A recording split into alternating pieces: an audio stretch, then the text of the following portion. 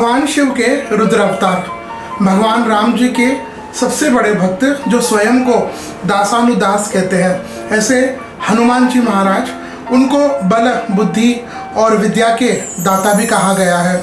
हनुमान जी के हमारे शास्त्रों में बहुत से स्तोत्र स्तुतियाँ बताई गई है, लेकिन इन बहुत से स्तोत्र और स्तुतियों में जो सबसे पावरफुल जो मैंने देखा है, अपने पर्सनली एक्सपीरियंस किया है, और जब मैं अपने एस्ट्रो कंसल्टेशंस में लोगों को जब इस हनुमान चालीसा पढ़ने का सजेशन देता हूं, तो इसके बाद जो फीडबैक आता है उन सब के आधार पर मैं कह सकता हूं कि हनुमान जी का हनुमान चालीसा से ज़्यादा पावरफुल कोई स्तोत्र संग्रह नहीं है।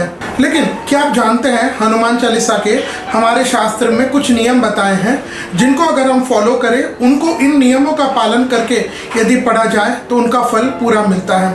देखिए, लोग कहीं अब हनुमान चालीसा के विषय में लोग किस तरह कार में चल रहे हैं, स्पीकर में लगा दिया, सुन रहे हैं, अब वो जिस तरह से भी करते हैं, I don't want to go into that, but शास्त्रों के अनुसार हनुमान चालीसा कैसे पढ़नी चाहिए इसका मैं आपके सामने पक्ष रखूंगा।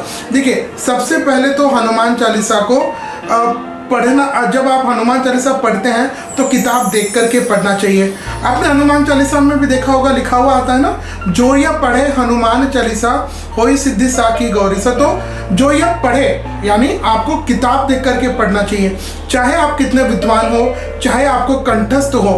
हनुमान चालीसा को एक नियम है कि इसको किताब देख करके पढ़ने से, एक तो जैसे क्या होता है ना कि अगर आप जब देख करके पढ़ रहे हैं तो आपका माइंड डाइवर्ट होने की संभावना बहुत कम रहती है। नहीं तो अब हम श्री गुरु चरण सरोज रज, अब हमारा मोबाइल भी आ रहा है, हम मतलब क्या कर रहे हैं, हम फॉर्मेलिटी कर रहे हैं। तो फॉर्मेलिटी ना कर करके प्रयास करें कि हनुमान चालीसा को हमेशा किताब देख करके ही पढ़े।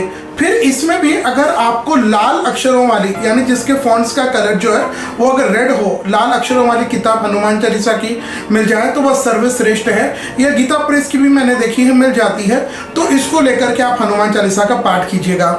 एक और नियम जो हनुमान चालीसा से संबंधित है वह है आपको हनुमान चालीसा उच्च स्वर से, जैसे मैं अगर आपको सिर्फ एक दो लाइन पढ़ करके बताऊं तो श्री गुरु चरण सरोज रज निज मन मुकुर सुध, ये आपको इतना, मतलब आप जो पढ़ रहे हैं कम से कम आपके कानों को सुनाई देना चाहिए। ऐसा नहीं श्री गुरु चरण सरोज नहीं, वो तो फिर एक वापस एक फॉर्मेलिटी बात हो गई है ना।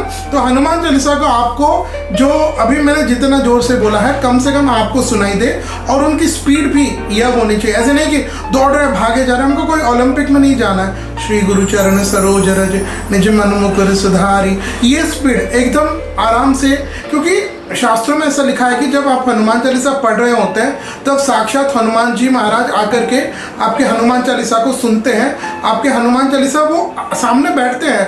तो इससे अच्छा अवसर क्या हो सकता है कि हनुमान जी महाराज आपके सामने विराजमान हो और आप उनको हनुमान चालीसा पढ़ कर के सुना रहे हो। अब आप फटाफट में पढ़ देंगे जो भी है तो हनुमान जी सुन करके उसको वहाँ से चले जाएंगे। तो हनुमान चालीसा को हमेशा धीरे से, ये एक दूसरा हनुमान चालीसा का नियम है। एक और बात जो हनुमान चालीसा से है वह है हनुमान चालीसा पढ़ना और हनुमान चालीसा सुनना। ठीक है, अगर आप पढ़े लिखे नहीं हैं, अगर आप हिंदी या इंग्लिश को पढ़ नहीं सकते या आपकी भाषा है उसको आप पढ़ नहीं सकते, तब ठीक है, आप यूट्यूब में जो सबसे अच्छा हनुमान चालीसा जो मैंने सुना है अभी तक वह गुलशन कुमार जी का है, आप उसको सुन सकते हैं। लेकिन ऐसे नहीं कि आप महाराज जी ने बोल दिया रोज हनुमान चालीसा का पाठ पढ़ना है तो आप कार ड्राइविंग कर रहे हो उसमें लगा दिया। देखिए, दैट इज़ ओके, मैं उसके विरुद्ध नहीं हूँ, लेकिन हनुमान चालीसा पढ़ने में और हनुमान चालीसा सुनने में इसका बहुत अंतर है। तो 100% प्रयास यही करें, आपका प्रयास यही होना चाहिए कि आपको हनुमान चालीसा हमेशा पढ़नी चाहिए। अब एकदम बिल्कुल विपरीत परिस्थितियों में नहीं हो पा रहा है तब आप हनुमान चालीसा को सुन सकते हैं।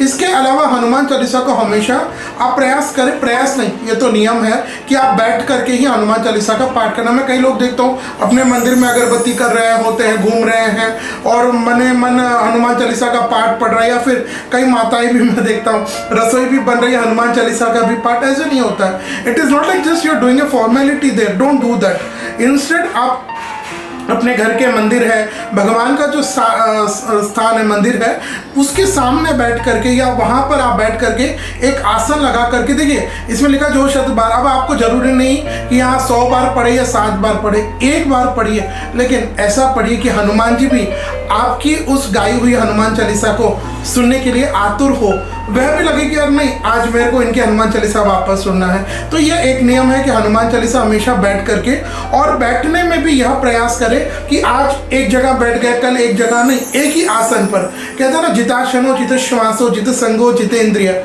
श्रीमद् भागवत में आता है कि व्यक्ति को सबसे पहले अपने आसन को जीतना चाहिए। तो एक आसन पर एक ही जगह, जहाँ मतलब आज आपने जहाँ बैठ करके हनुमान चालीसा का पाठ किया, तो कल और हमेशा के लिए उसी एक ही स्थान पर बैठ करके वो स्थान आपका सिद्ध हो जाता है। तो यह भी एक हनुमान चालीसा का पाठ का पढ़ने का एक नियम है। ये थे हनुमान चालीसा के पढ़ने के कुछ सरल नियम। मुझे नहीं लगता इनमें से कोई भी नियम टफ है या फिर कोई नियम ऐसा है कि जो नहीं हो सकता। ये सारे नियम का पालन हम लोग विधिवत आराम से कर सकते हैं। तो इन नियमों का पालन करके अगर आप हनुमान चालीसा पढ़ते हैं तो निश्चित आपका हनुमान चालीसा का पढ़ना सफल माना जाता है, और हनुमान जी की वरद कृपा, वरद भक्ति, श्री राम जी की वरद भक्ति आपको निश्चित ही प्राप्त होगी।